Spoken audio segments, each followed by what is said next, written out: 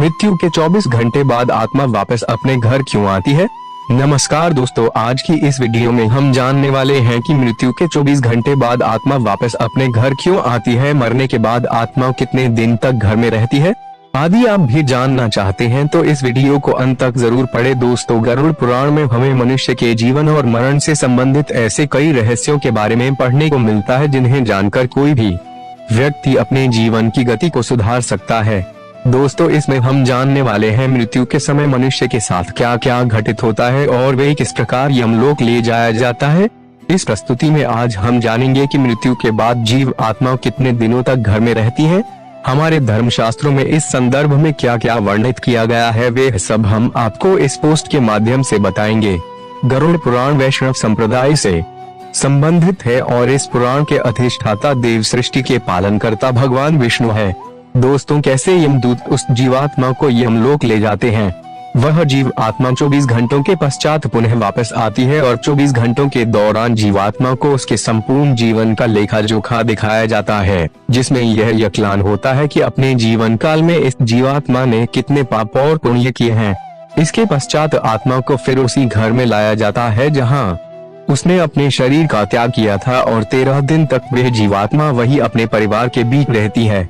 मोह वासना से भरी वह जीवात्मा बार बार अपनी देह में प्रवेश करने का प्रयास करती है, किंतु यमदूतों के पास द्वारा बंद जाने से वह कुछ भी करने में असमर्थ हो जाती है।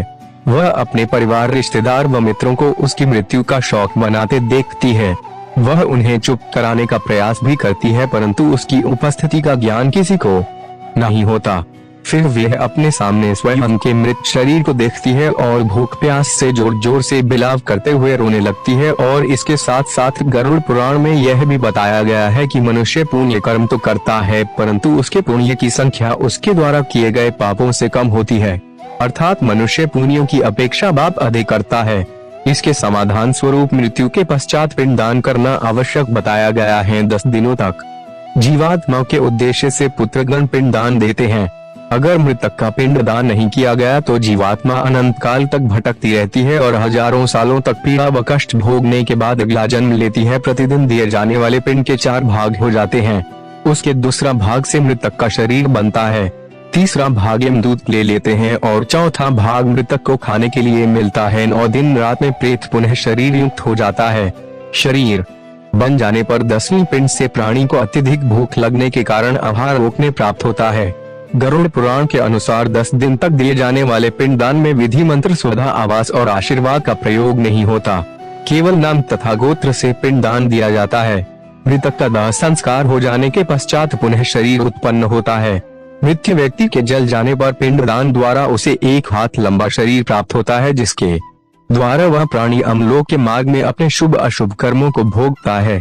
पहले दिन जो पिंडदान दिया जाता है उससे मुर्दा, दूसरे दिन के पिंडदान से ग्रीवा और दोनों स्कंद बनते हैं, तीसरे दिन की पिंडदान से हृदय व चौथे दिन के पिंडदान से पृष्ठ भाग उत्पन्न होता है, 5वें दिन के पिंडदान से नाभि, 6ठे दिन की पिंडदान से कटी प्रेस, 7वें दिन के पिंडदान से गौ विभाग, 8वें दिन के पिंडदान स्वरूप, 9वें दिन के पिंड दान से डालू व पैर और 10वें दिन के पिंडदान से सुधा की उत्पत्ति होती है।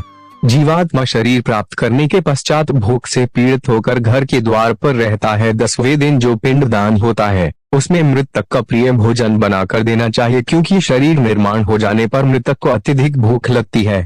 प्रिय खोजे पदार्थ के अतिरिक्त अन्य किसी भोजन का पिंडदान देने से उसकी भूख दूर नहीं होती। 11 और 12 दिन प्रेत भोजन करता है। मरे हुए स्त्री पुरुष दोनों के लिए प्रेम शब्द का उच्चारण करना चाहिए। उन दिनों दीप, अन्य जल, वस्त्र जो कुछ भी दिया जाता है उसको प्रेत शब्द के द्वारा देना चाहिए, क्योंकि वह मृतक के लिए आनंददायक होता है। 13 दिन तक शरीर धारण करके भूख प्यास से पीड़ित व प्रेत और अमदूतों के द्वारा महा पर लाया जाता है और यहाँ से इसकी यमलोक की यात्रा आरंभ होती है। मनुष्य अपने कर्मों के कारण ही मृत्यु के पश्चात होने वाली घटनाओं को भोगता है। जो व्यक्ति जितना पापी होगा उसका अंतिम मार्ग उतना ही कठिन होता है और वह जितना पुण्यकारी, निष्पत्ति और भगवत प्रेमी होगा उसकी स्वर्ग की यात्रा उतनी ही सुखदायक होगी। इसलिए हमें यह ध्यान रखना चाहिए कि कर्मों का फल जीते जी ही नहीं अपितु मृत्यु के पश्चात भी भोगना होगा। गरुड़ पुराण का यह बात हम यहीं पर समाप्त करते हैं। इससे आगे आप अगले भाग में जानेंगे।